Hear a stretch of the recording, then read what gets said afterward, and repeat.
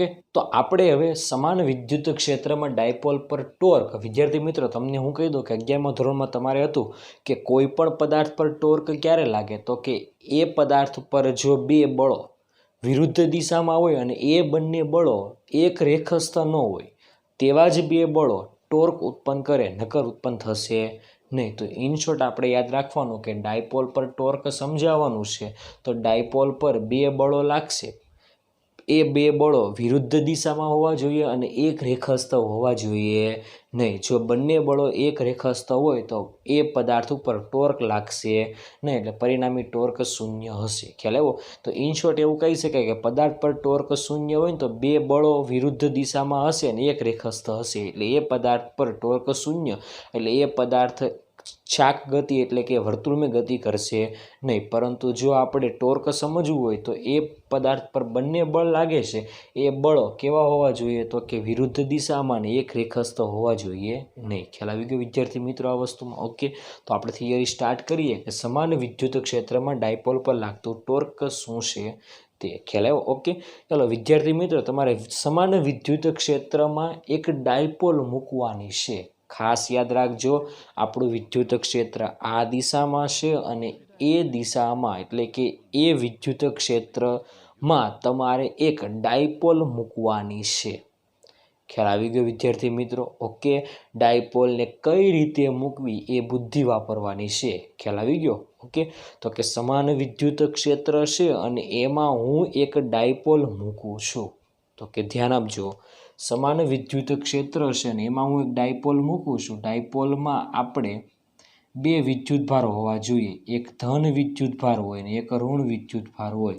અહીંયા આગળ ઋણ વિદ્યુતભાર છે ને અહીંયા આગળ ધન વિદ્યુતભાર છે. અહીંયા આગળ માઇનસ ક્યુ, અહીંયા આગળ પ્લસ ક્યુ. બે વચ્ચેનું અંતર કે જેને આપણે 2a જેટલું અંતર કહેતા હતા, તો આ બે વચ્ચેનું અંતર 2a જેટલું અંતર છે. ખ્યાલ આવી ગયો વિદ્યાર્થી મિત્રો? ઓકે, તો અહીંયા આગળ ધન વિદ્યુતભાર છે, અહીંયા આગળ ઋણ વિદ્યુતભાર છે. મેં આ રીતે મૂકેલો છે. ખ્યાલ આવી ગયો વસ્તુમાં? ઓકે, તો ઇન શોર્ટ ડાયપોલને મેં આ રીતે મૂકેલી છે, એટલે કે આવું બોલી શકાય કે ડાયપોલ મોમેન્ટની દિશા ક્યાંથી ક્યાં તરફ હતી, તો કે ઋણ ધ્રુવથી ધન ધ્રુવ એટલે ઋણ વિદ્યુતભારથી ધન વિદ્યુતભાર તરફની દિશામાં. એટલે ડાયપોલ મોમેન્ટ આપણી આ દિશામાં છે, એટલે ડાયપોલ મોમેન્ટની દિશા આ દિશા છે. વિદ્યુત ક્ષેત્ર એટલે સમાન વિદ્યુત ક્ષેત્ર આ દિશામાં છે, એટલે બંને વચ્ચેનો ખૂણો જે હોય ને એને કહી દેવામાં આવે થીટા. તો આ જે ખૂણો છે ને એને કહેવામાં આવે થીટા. ખ્યાલ એવા વસ્તુમાં? ઓકે, તો સૌપ્રથમ તમારે એવું વાક્ય લખવાનું કે આકૃતિમાં દર્શાવ્યા પ્રમાણે એક ડાયપોલને સમાન વિદ્યુત ક્ષેત્ર સાથે θ અંશનો ખૂણો બને ને એ રીતે ગોઠવવાની છે. ખ્યાલ આવ્યો?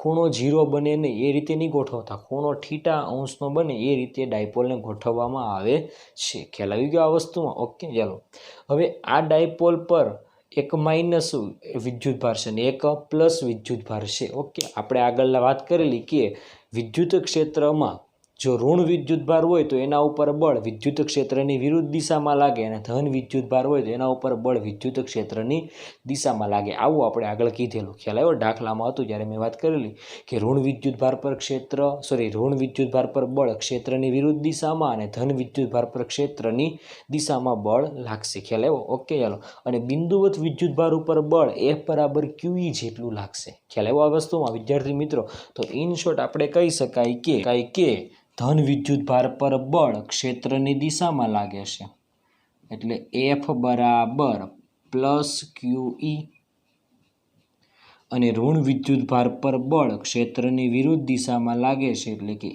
F બરાબર માઇનસ QE. ખ્યાલ આવી ગયો વિદ્યાર્થી મિત્રો આ વસ્તુમાં? ઓકે, તો ઇન શોર્ટ આપણે કહી દીધું કે બંને વિદ્યુતભાર પર બળ લાગે છે, એક ઉપર પ્લસ QE એક ઉપર માઇનસ QE. એટલે પ્લસ એટલે દર્શાવે ક્ષેત્રની દિશામાં, માઇનસ એટલે દર્શાવે ક્ષેત્રની વિરુદ્ધ દિશામાં બળ લાગે છે. ખ્યાલ આવી ગયો વિદ્યાર્થી મિત્રો આ વસ્તુમાં? ઓકે, તો ઇન શોર્ટ આપણે વાત કરવાની છે કે ટોર્કની. શેની વાત કરવાની છે?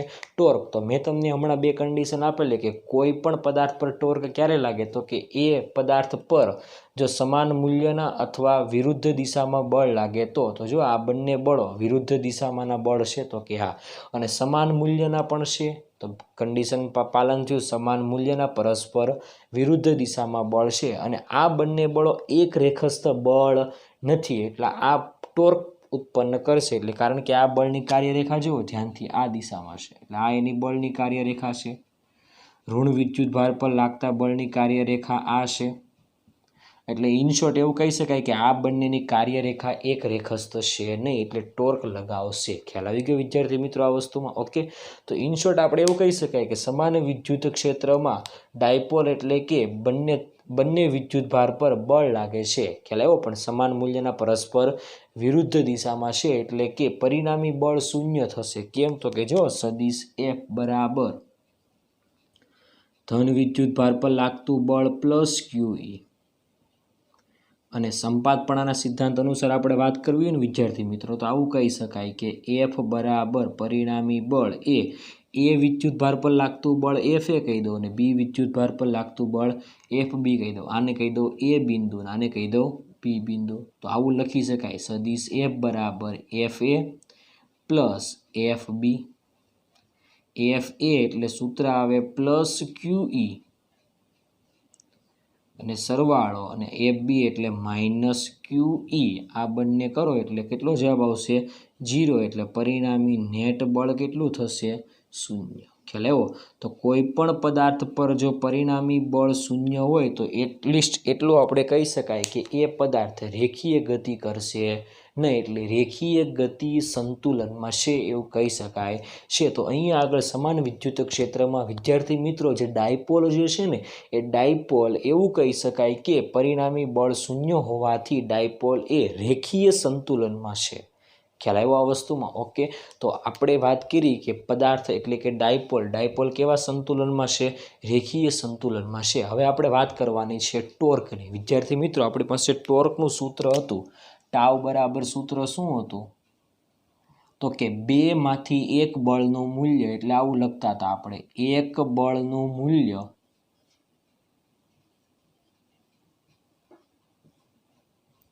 ક્રોસ 2 બળો વચ્ચેનું લંબ અંતર, 2 બળો વચ્ચેનું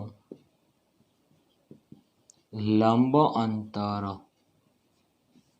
ખ્યાલ આવી ગયો આ વસ્તુમાં વિદ્યાર્થી મિત્રો? ઓકે, ચાલો ધ્યાન આપજો. અહીંયા એક બળનું મૂલ્ય એટલે 2 માંથી 1 બળનું મૂલ્ય, આનું મૂલ્ય લો કે આનું મૂલ્ય લો, બંને તો કેવા આવવાના? સરખા. એટલે સૂત્ર બને ટાવ બરાબર એક બળનું મૂલ્ય કેટલું છે? QE. ચાલો ક્રોસ 2 બળો વચ્ચેનું લંબ અંતર એટલે આપણે આટલું અંતર મેળવવાનું છે, લંબ અંતર.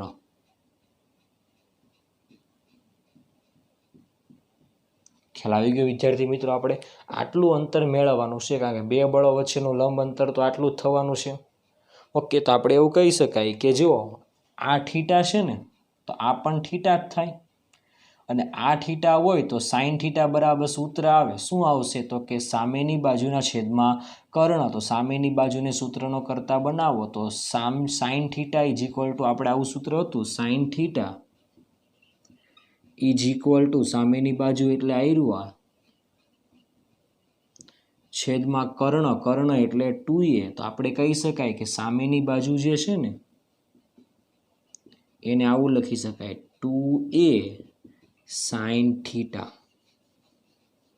ખ્યાલ આવી ગયો? ક્યારે? જો થીટા અહીંયા હોય તો, કારણ કે ઝેડ બને છે ને એટલે થીટા અહીંયા હોય તો. ખ્યાલ આવ્યો? એટલે આટલું અંતર જે છે ને એ કેટલું થાય વિદ્યાર્થી મિત્રો? તો આટલું જે અંતર છે એ થશે 2a સાઇન થીટા. એને કહેવામાં આવે 2 બળો વચ્ચેનું લંબ અંતર. તો આને કહેવામાં આવે 2 બળો વચ્ચેનું અંતર, પણ લંબ અંતર. તો ચાલો 2 બળો વચ્ચેનું લંબ અંતરની વાત કરવી હોય તો લંબ અંતર કેટલું આવશે? તો કે 2a સાઇન થીટા.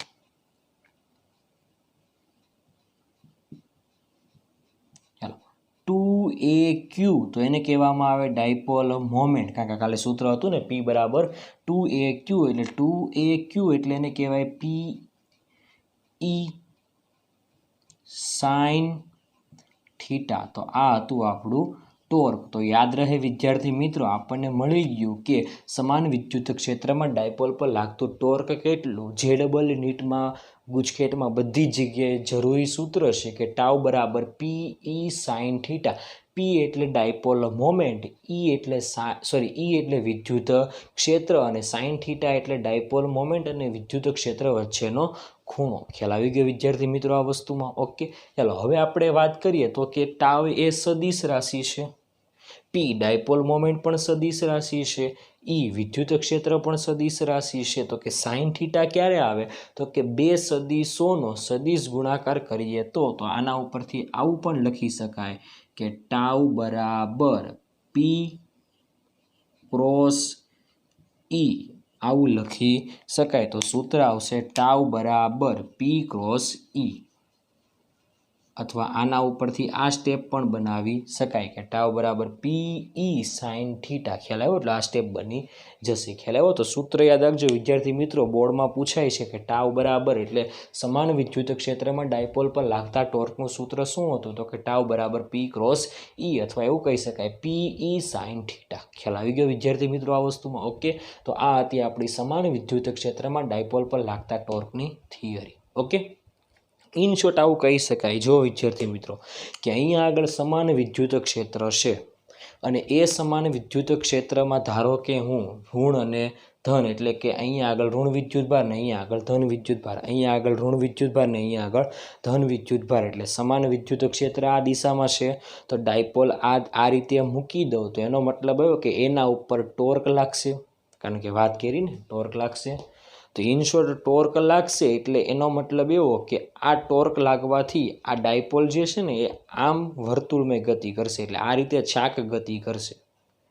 ખ્યાલ આવ્યો આ વસ્તુમાં? ઓકે, હવે વિદ્યાર્થી મિત્ર ધ્યાન આપજો બરાબર. આ રીતે જ્યારે હતી ને ત્યારે આના ઋણ વિદ્યુતભાર ઉપર બળ આમ લાગતું હતું અને ધન વિદ્યુતભાર પર બળ આમ લાગતું હતું. તો આ બંને બળો સમાન મૂલ્યના પરસ્પર વિરુદ્ધ દિશામાં અને એક રેખસ્થ બળ ન હોવાથી આ બંને બળો ટોર્ક ઉત્પન્ન કરશે અને ડાયપોલને આ રીતે પરિભ્રમણ કરાવશે.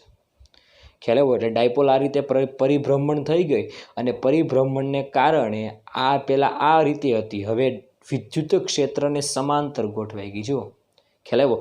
હવે ધ્યાનથી જુઓ, ઋણ વિદ્યુતભાર પર બળ વિદ્યુત ક્ષેત્રની વિરુદ્ધ દિશામાં, ધન વિદ્યુતભાર પર બળ ક્ષેત્રની દિશામાં, એટલે આ બંને બળો કેવા હશે? તો કે સમાન મૂલ્યના પરસ્પર વિરુદ્ધ દિશામાં અને એક રેખસ્થ બળ થઈ ગયા, એટલે હવે આના ઉપર ટોર્ક લાગશે નહીં. ખ્યાલ આવી ગયો વિદ્યાર્થી મિત્રો? તો ઇન શોર્ટ આપણે આવું કહી શકાય કે જ્યારે બે બળો સમાન મૂલ્યના પરસ્પર વિરુદ્ધ દિશામાં હોય અને એક રેખસ્થ બળ હોય, ખાસ યાદ રાખજો એક રેખસ્થ બળ હોય તો એ ટોર્ક ઉત્પન્ન કરશે નહીં. ખ્યાલ આવી ગયો વિદ્યાર્થી મિત્રો? તો ઇન શોર્ટ આપણે આ ઉપરથી એવું કહી શકાય કે જ્યારે સમાન વિદ્યુત ક્ષેત્રમાં ડાયપોલને અમુક અંશના ખૂણે મૂકવામાં આવે ત્યારે એ ડાયપોલ પરિભ્રમણ કરે છે. ક્યાં? તો કે વિદ્યુત ક્ષેત્રમાં પરિભ્રમણ કરે છે અને જ્યારે એ ડાયપોલ વિદ્યુત ક્ષેત્રને સમાંતર ગોઠવાઈ જાય ત્યાર પછી એ પરિભ્રમણ કરતી નથી. એટલે કે જ્યારે ડાયપોલ ક્ષેત્રને સમાંતર ગોઠવાઈ જાય ત્યારે ડાયપોલ એ ચાક ગતિએ પણ સંતુલનમાં છે એવું કહી શકાય છે. ખ્યાલ આવી ગયો વિદ્યાર્થી મિત્રો આ વસ્તુમાં? ઓકે, રેખીય ગતિએ સંતુલનમાં તો છે જ, એટલે આ ડાયપોલ આમ ગતિ નથી કરતી. ખ્યાલ આવ્યો? આ એની એ જગ્યા ઉપર આ રીતે વર્તુળમય ગતિ કરે છે, એટલે આ રીતે ભ્રમણ કરે છે, આ રીતે ભ્રમણ કરતી નથી. ખ્યાલ આવી ગયો વિદ્યાર્થી મિત્રો? તો ઇન શોર્ટ આપણે કહી શકાય કે જ્યારે ડાયપોલને સમાન વિદ્યુત ક્ષેત્રમાં મૂકવામાં આવે ને ત્યારે એ હંમેશા રેખીય ગતિએ સંતુલનમાં તો હશે, પરંતુ ચાક ગતિએ સંતુલનમાં હંમેશા હશે નહીં. જ્યારે એ પરિભ્રમણ કરતી કરતી ડાયપોલ એ વિદ્યુત ક્ષેત્રને સમાંતર ગોઠવાઈ જાય ત્યારે એ ચાક ગતિએ સંતુલનમાં આવશે એવું કહી શકાય છે. ખ્યાલ આવી ગયો વિદ્યાર્થી મિત્રો? કેમ? તો કે જ્યારે એ ડાયપોલ વિદ્યુત ક્ષેત્રને સમાંતર ગોઠવાઈ જાય ને ત્યારે ડાયપોલ મોમેન્ટ પણ આ દિશામાં અને વિદ્યુત ક્ષેત્ર પણ આ દિશામાં, એટલે બંને વચ્ચેનો ખૂણો 0, સાઇન 0 એ વેલ્યુ 0, એટલે આખી વેલ્યુ 0, એટલે ટોર્ક લાગશે નહીં. અને પદાર્થ પર ટોર્ક ન લાગે તો આપણે કહી શકાય કે પદાર્થ ચાક ગતિએ સંતુલનમાં છે. ખ્યાલ આવી ગયો વિદ્યાર્થી મિત્રો? તો આ હતું આપણી ડાયપોલ પર લાગતા ટોર્કનું સૂત્ર. સૂત્ર શું હતું? ટાઉ બરાબર PE સાઇન થીટા. ખ્યાલ આવો? કન્ડિશન નંબર 1, જો sine theta is equal to 0 હોય તો, જો વિદ્યાર્થી મિત્રો સમાન વિદ્યુત ક્ષેત્રમાં sine theta is equal to 0 હોય તો એનો મતલબ શું કહી શકાય?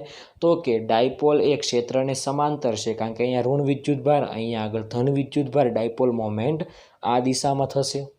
ખ્યાલ આવી આ વસ્તુમાં વિદ્યાર્થી મિત્રો? ઓકે, તો ઇન શોર્ટ કહી શકાય કે ખૂણો 0 એટલે આખી વેલ્યુ 0, એટલે ટોર્ક લાગશે નહીં. એટલે જો તમે સમાન વિદ્યુત ક્ષેત્રમાં આ રીતે ડાયપોલ મૂકી દો એટલે ટોર્ક લાગશે નહીં. તો હવે ખ્યાલ આવ્યો કે મેં આકૃતિમાં ડાયપોલ મોમેન્ટ આમ કેમ મૂકી તે?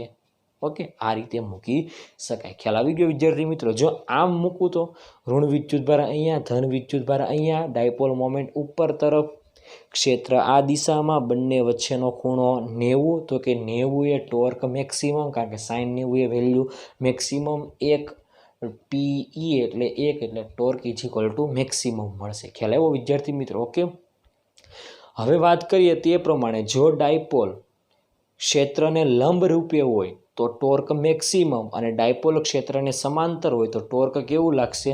0 લાગશે. ખ્યાલ આવ્યો વિદ્યાર્થી મિત્રો? તો આપણે ઇન શોર્ટ હવે છેલ્લે એટલું કહી દો કે જ્યારે સમાન વિદ્યુત ક્ષેત્રમાં ડાયપોલને મૂકવામાં આવે ત્યારે ડાયપોલ હંમેશા રેખીય ગતિએ સંતુલનમાં તો હશે, પણ ચાક ગતિએ સંતુલનમાં હશે નહીં. તો સમાન વિદ્યુત ક્ષેત્રમાં ડાયપોલને મૂકો એટલે ડાયપોલ પરિભ્રમણ કરશે અને એ વિદ્યુત ક્ષેત્રને સમાંતર ગોઠવાઈ જાય ત્યારે ચાક ગતિએ સંતુલનમાં આવશે. ખ્યાલ આવ્યો વિદ્યાર્થી મિત્રો આ વસ્તુમાં? ઓકે, તો ઇન શોર્ટ આપણને સૂત્ર મળ્યું ટાવ બરાબર P ક્રોસ E. ઓકે, હવે ટાવ એટલે ટોર્ક. ટોર્ક સદિશ રાશિ છે. તો વિદ્યાર્થી મિત્રો ટોર્કની દિશા કઈ દિશામાં હોય? તો P અને E થી બનતા સમતલને લંબ રૂપે. યાદ કરો 11મા ધોરણમાં સમજાવેલું કે દિશા નક્કી કરવા માટે જમણા હાથનો અંગૂઠાનો નિયમ અથવા સ્ક્રૂનો નિયમ જે યોગ્ય લાગે તે રીતે ગોઠવી શકાય. તો P ક્રોસ E એટલે જમણા હાથના અંગૂઠાનો નિયમ લઈએ તો P ને કોના તરફ વાળવાનો? E તરફ. ધ્યાન આપજો વિદ્યાર્થી મિત્રો, P આ તરફ છે, વિદ્યુત ક્ષેત્ર આ દિશામાં છે, તો કે P ને E તરફ વાળીએ એટલે P આ દિશામાં, વિદ્યુત ક્ષેત્ર આ દિશામાં, એટલે આમ વાળવાનું, એટલે જમણો હાથ આ રીતે મૂકવાનો, એટલે આપણો અંગૂઠો ક્યાં જાય છે? તો કે સમતલને લંબ રૂપે અંદર તરફ જાય છે. ખ્યાલ આવ્યો? તો ઇન શોર્ટ આપણે કહી શકાય કે અહીં લાગતા ટોર્કની દિશા એ P અને E થી બનતા સમતલને લંબ રૂપે જમણા હાથના અંગૂઠા અથવા સ્ક્રૂના નિયમના ઉપયોગથી મેળવી શકાય છે. ખ્યાલ આવી ગયો વિદ્યાર્થી મિત્રો? તો આ હતી આપણી સમાન વિદ્યુત ક્ષેત્રમાં ડાયપોલ પર લાગતું ટોર્ક. ખ્યાલ આવી ગયો વિદ્યાર્થી મિત્રો? Okay, thank you.